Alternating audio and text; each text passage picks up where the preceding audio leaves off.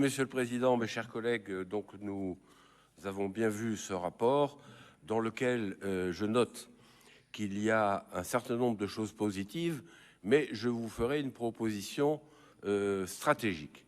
Alors, bien sûr, on ne peut que se satisfaire de Ayor Watercare qui crée 18 emplois, Alteo Logistique 45, FIMAT, Biénergie en Vaucluse, ça c'est du concret. Nous aimons bien qui, quoi, où, combien, c'est clair.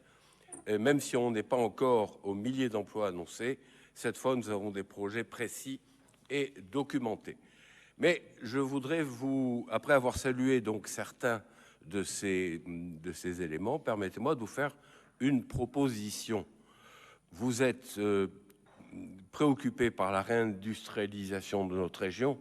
Notre collègue Kleinhoff en a parlé. La proposition que j'ai à vous faire, c'est de revoir le choix de vos opérations d'intérêt régional pour en faire, et je sais bien que c'est notre souci commun, une vraie politique de développement industriel de notre territoire. Vos OIR ne sont essentiellement que des actions transversales qui auront du mal, de ce fait, à porter des dynamiques industrielles. Ces OIR ne sont pas en cohérence avec les filières prioritaires de l'État, qui, elles, sont des filières verticales. On fait du développement industriel sur des filières verticales, pas sur des thématiques transversales. Alors, celles de l'État sont au nombre de 18, il y en a sans doute trop. On y trouve le luxe, par exemple. Je ne suis pas sûr que l'industrie du luxe ait besoin d'incitation de l'État pour continuer à se développer. Mais il y a aussi, et heureusement, la chimie, l'aéronautique, les matériaux, les énergies nouvelles, autant de vraies filières d'avenir dont notre région pourrait faire de vrais atouts concurrentiels.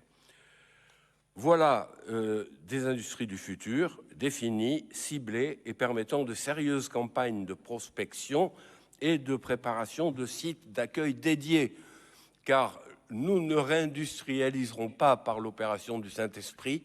Il faudra cibler des filières, aller prospecter et préparer des sites pour les accueillir. Donc, vos OIR sont essentiellement des thématiques transverses et, du fait de leur transversalité, manquent de réalité opérationnelle. Je vous donne un exemple. L'énergie de demain.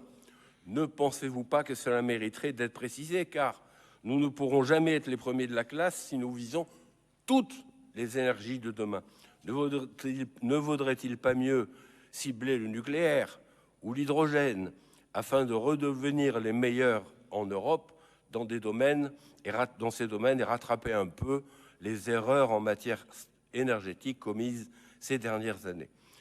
Voilà, Monsieur le Président, pour conclure, nous prenons acte du bilan présenté et nous vous demandons tout d'abord de pousser à ce qu'il y ait encore plus de concret dans les résultats et ensuite de transformer vos stratégies d'opérations d'intérêt régional pour passer de priorités transversales à des priorités de filières verticales correspondant aux atouts de notre région.